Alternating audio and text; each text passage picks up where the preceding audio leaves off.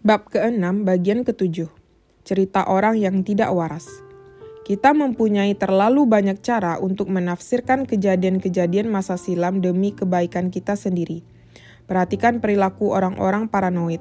Saya kebetulan pernah bekerja dengan beberapa orang yang menderita paranoia, tetapi tersamar dan hanya kadang-kadang muncul ke permukaan. Jika orang itu sangat pintar, ia dapat membuat Anda terpesona dengan penafsirannya, yang sangat jauh ke depan dan betul-betul tidak masuk akal terhadap ungkapan yang sangat biasa. Apabila saya berkata kepada mereka, saya takut kalau terkait dengan sesuatu keadaan dunia yang tidak dikehendaki, mereka mungkin membuat penafsiran yang harfiah, bahwa saya sungguh sedang ketakutan. Dan itu memicu reaksi takut yang serius pada orang paranoid itu. Seseorang yang menderita kelainan ini bisa mengumpulkan bermacam-macam detail yang paling tidak signifikan. Kemudian membangun sebuah teori yang rumit tetapi serba logis tentang mengapa ada sebuah konspirasi untuk menentangnya.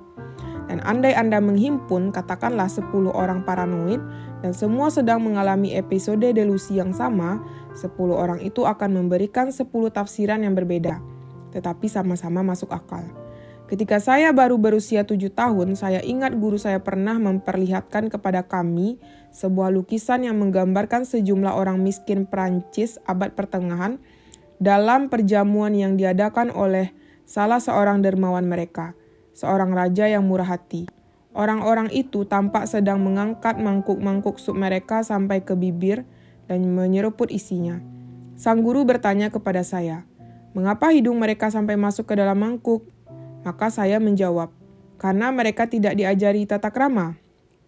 Ibu guru itu menyahut, "Salah, mereka orang yang kelaparan." Saya merasa bodoh karena jawaban itu tidak sampai terpikir oleh saya. Tetapi saya tidak bisa mengerti apa yang membuat penjelasan yang satu lebih mungkin benar daripada yang lain. Atau mengapa kami bisa sama-sama salah. Penjelasan yang tampaknya paling mungkin barangkali adalah waktu itu perabot makan dari perak terbatas. Di luar distorsi persepsi kami masih ada sebuah masalah logika.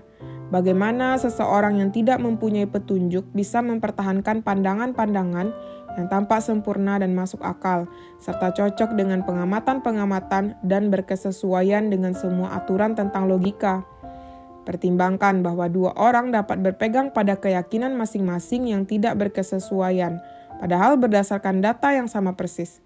Apakah ini berarti ada sejumlah penjelasan yang mungkin dan masing-masing bisa sama-sama sempurna serta masuk akal? Tentu saja tidak. Orang bisa mempunyai sejuta cara untuk menjelaskan segala sesuatu, tetapi penjelasan yang benar hanya satu, unik, entah terjangkau oleh kita atau tidak.